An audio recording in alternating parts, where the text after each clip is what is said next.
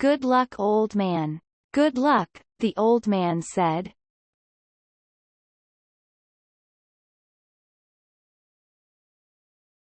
He fitted the rope lashings of the oars onto the hole pins and, leaning forward against the thrust of the blades in the water, he began to row out of the harbor in the dark.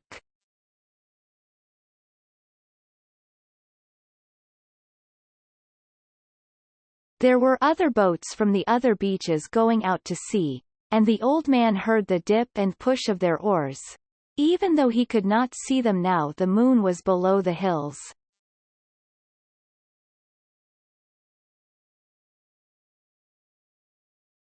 Sometimes someone would speak in a boat. But most of the boats were silent except for the dip of the oars.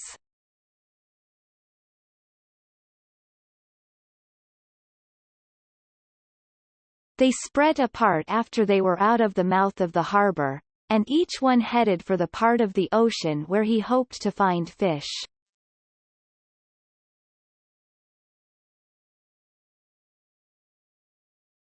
The old man knew he was going far out, and he left the smell of the land behind and rowed out into the clean early morning smell of the ocean.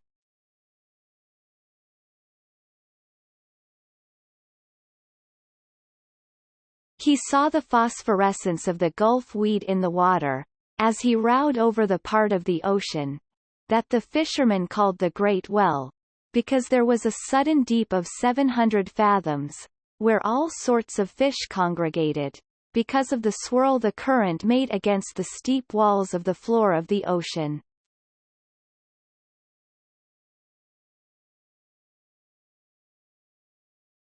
Here there were concentrations of shrimp and baitfish and sometimes schools of squid in the deepest holes, and these rose close to the surface at night, where all the wandering fish fed on them.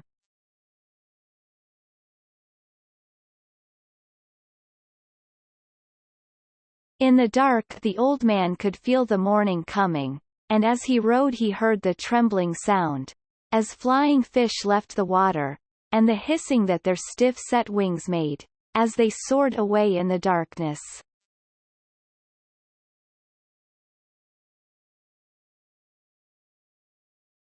He was very fond of flying fish as they were his principal friends on the ocean.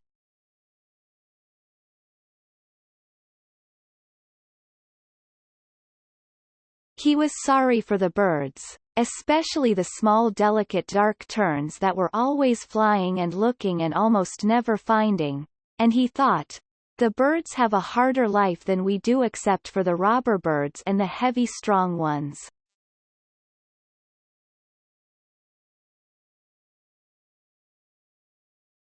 Why did they make birds so delicate and fine as those sea swallows, when the ocean can be so cruel? She is kind and very beautiful.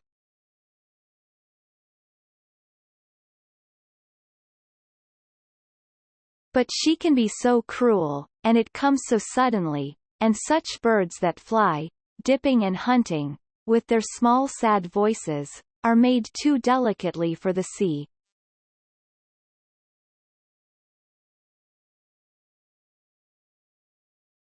He always thought of the sea as la mar, which is what people call her in Spanish, when they love her.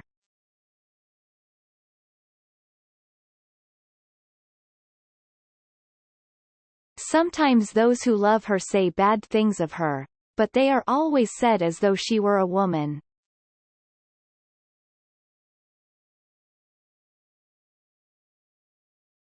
Some of the younger fishermen, those who used buoys as floats for their lines and had motorboats, bought when the shark livers had brought much money, spoke of her as El Mar, which is masculine.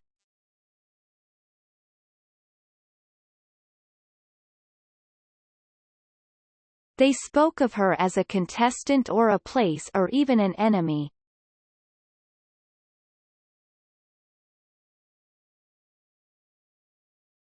But the old man always thought of her as feminine and as something that gave or withheld great favors, and if she did wild or wicked things, it was because she could not help them.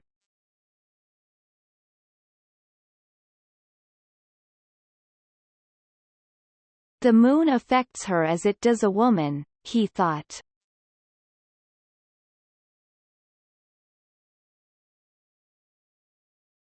He was rowing steadily, and it was no effort for him, since he kept well within his speed, and the surface of the ocean was flat, except for the occasional swirls of the current.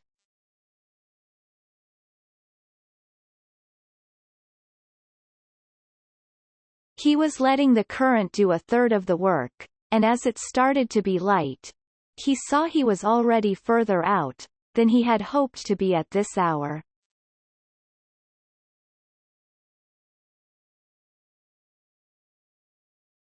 I worked the deep wells for a week and did nothing, he thought.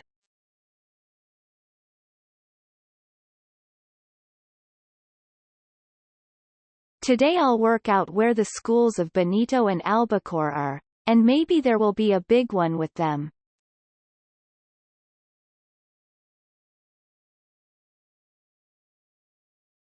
Before it was really light, he had his baits out, and was drifting with the current.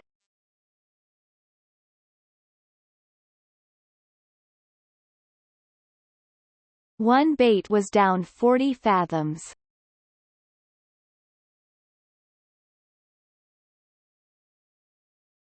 The second was at 75, and the third and fourth were down in the blue water at 100 and 125 fathoms.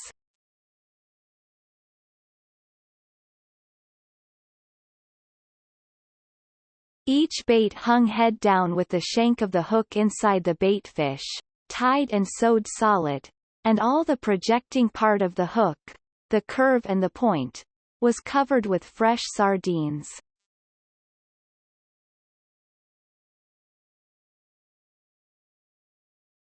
Each sardine was hooked through both eyes, so that they made a half garland on the projecting steel.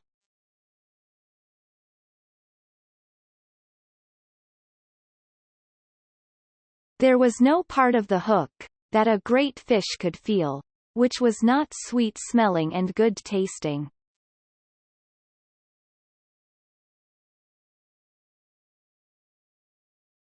The boy had given him 2 fresh small tunas, or albacores, which hung on the 2 deepest lines like plummets and, on the others, he had a big blue runner and a yellow jack, that had been used before, but they were in good condition still, and had the excellent sardines to give them scent and attractiveness.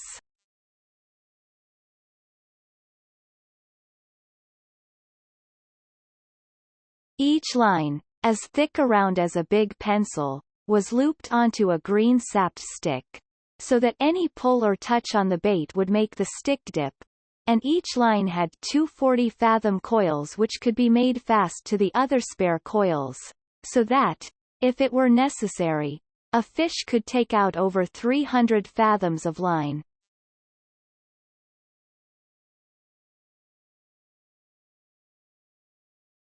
Now the man watched the dip of the 3 sticks over the side of the skiff, and rowed gently to keep the lines straight up and down, and at their proper depths.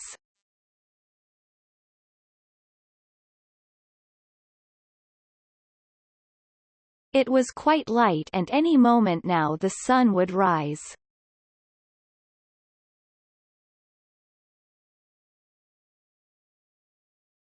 The sun rose thinly from the sea, and the old man could see the other boats, low on the water and well in toward the shore, spread out across the current.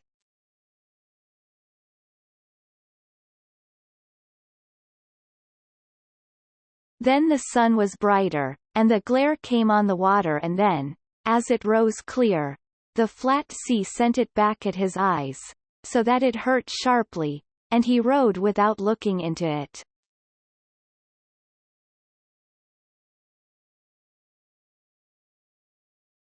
He looked down into the water, and watched the lines that went straight down into the dark of the water.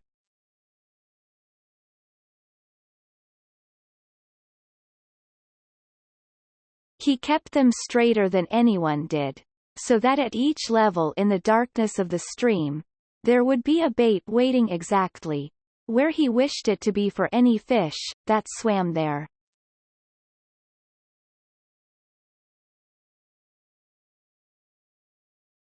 Others let them drift with the current, and sometimes they were at 60 fathoms, when the fisherman thought they were at 100.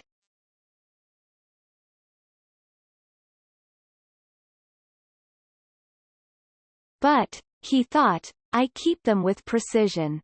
Only I have no luck anymore.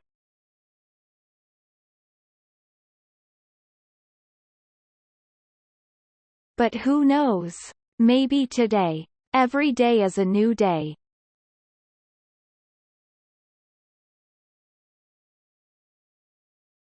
It is better to be lucky. But I would rather be exact. Then when luck comes you are ready.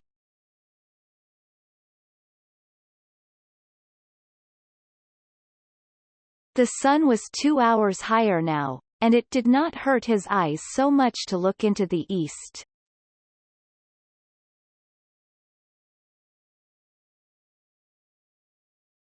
There were only 3 boats in sight now, and they showed very low and far inshore.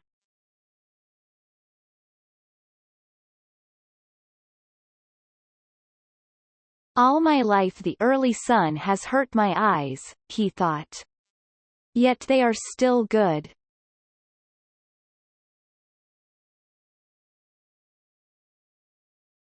In the evening I can look straight into it without getting the blackness. It has more force in the evening too. But in the morning it is painful.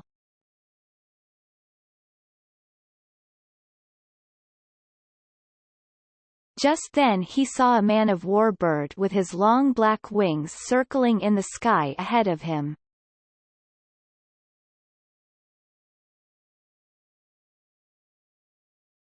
He made a quick drop, slanting down on his back-swept wings, and then circled again.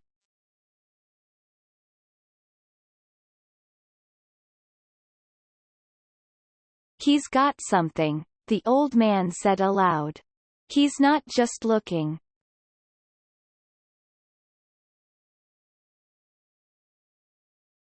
He rode slowly and steadily toward where the bird was circling.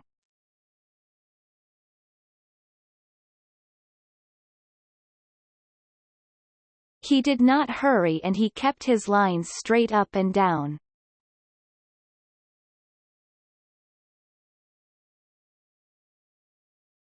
But he crowded the current a little, so that he was still fishing correctly though faster than he would have fished if he was not trying to use the bird.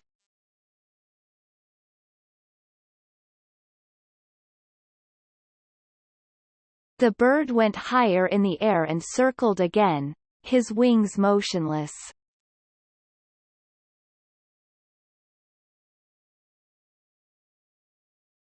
Then he dove suddenly, and the old man saw flying fish spurt out of the water and sail desperately over the surface.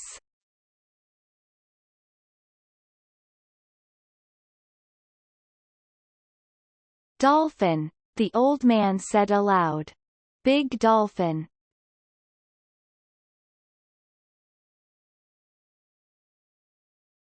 He shipped his oars and brought a small line from under the bow.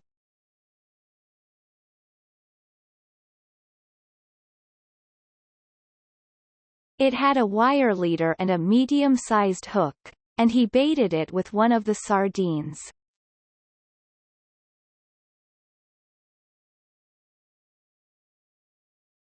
He let it go over the side, and then made it fast to a ring bolt in the stern.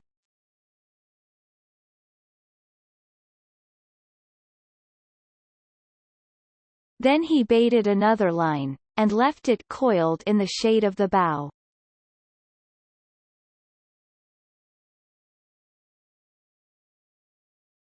He went back to rowing and to watching the long-winged black bird who was working, now, low over the water.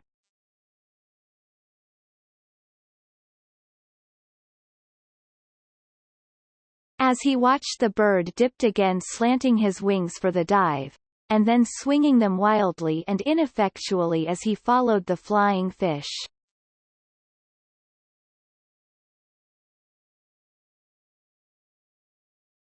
The old man could see the slight bulge in the water that the big dolphin raised, as they followed the escaping fish.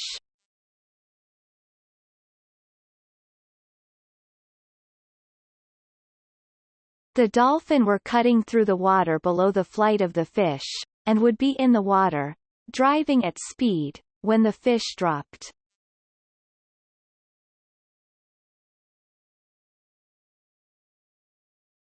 It is a big school of dolphin, he thought.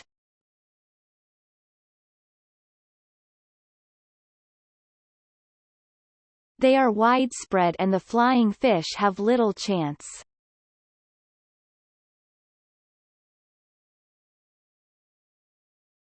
The bird has no chance.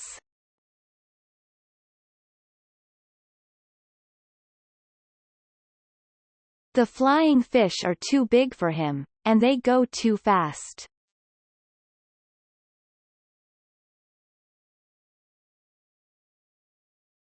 He watched the flying fish burst out again and again, and the ineffectual movements of the bird.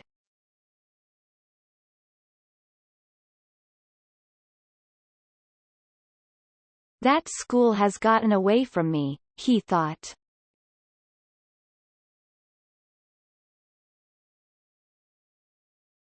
They are moving out too fast and too far.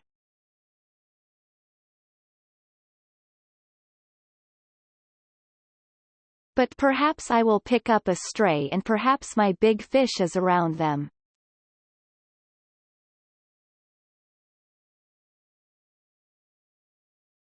My big fish must be somewhere.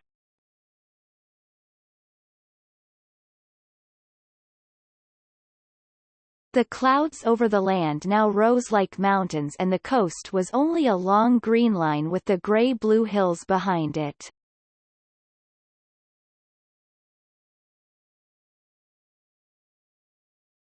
The water was a dark blue now, so dark that it was almost purple.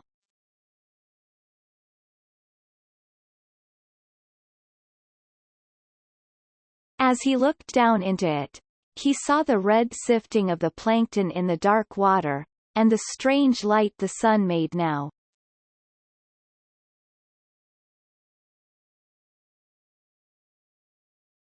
He watched his lines to see them go straight down out of sight into the water, and he was happy to see so much plankton, because it meant fish.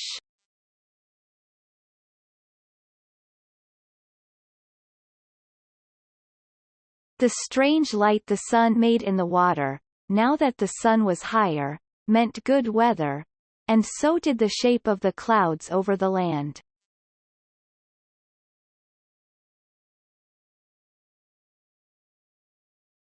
But the bird was almost out of sight now, and nothing showed on the surface of the water, but some patches of yellow, sun-bleached sargasso weed, and the purple, formalized, iridescent, gelatinous bladder of a Portuguese man-of-war floating dose beside the boat. It turned on its side and then righted itself.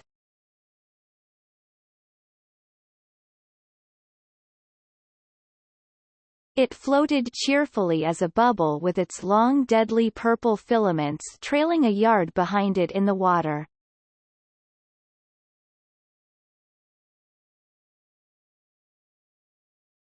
Agua mala, the man said. You whore.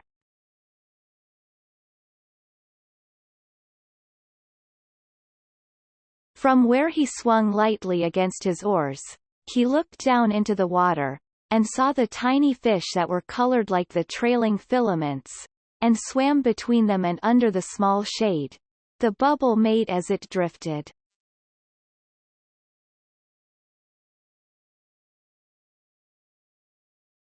They were immune to its poison.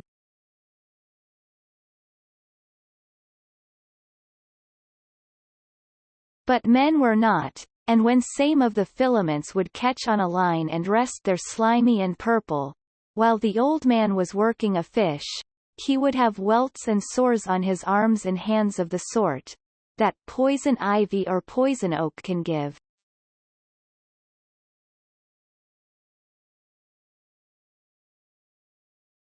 But these poisonings from the agua mala came quickly, and struck like a whiplash.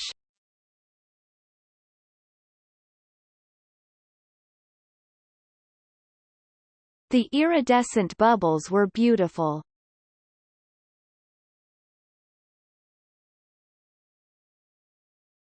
But they were the falsest thing in the sea, and the old man loved to see the big sea turtles eating them.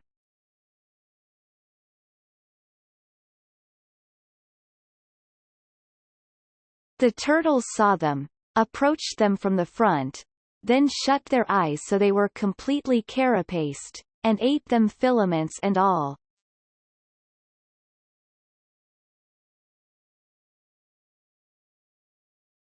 The old man loved to see the turtles eat them, and he loved to walk on them on the beach after a storm, and hear them pop, when he stepped on them with the horny soles of his feet.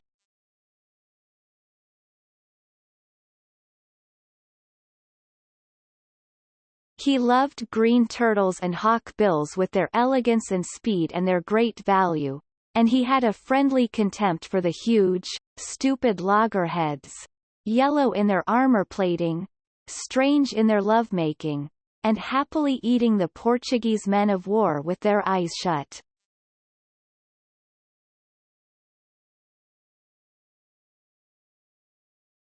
He had no mysticism about turtles, although he had gone in turtle boats for many years.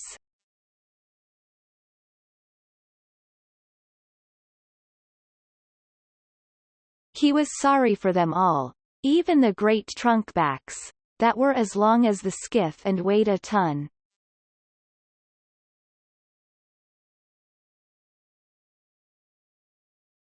Most people are heartless about turtles, because a turtle's heart will beat for hours, after he has been cut up and butchered.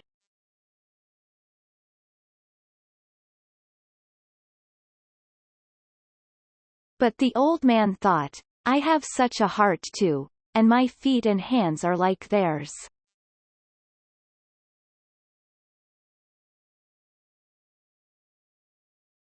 He ate the white eggs to give himself strength.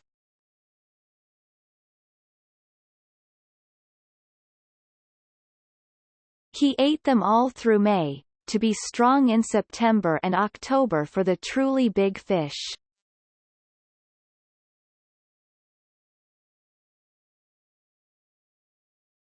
He also drank a cup of shark liver oil each day from the big drum in the shack, where many of the fishermen kept their gear.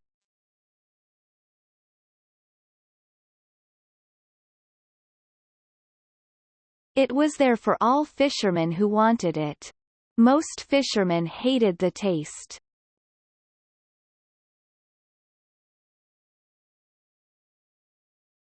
But it was no worse than getting up at the hours that they rose, and it was very good against all colds and grips, and it was good for the eyes.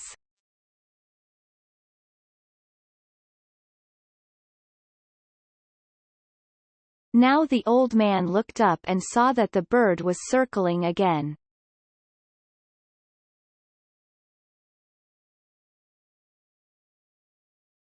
He's found fish, he said aloud.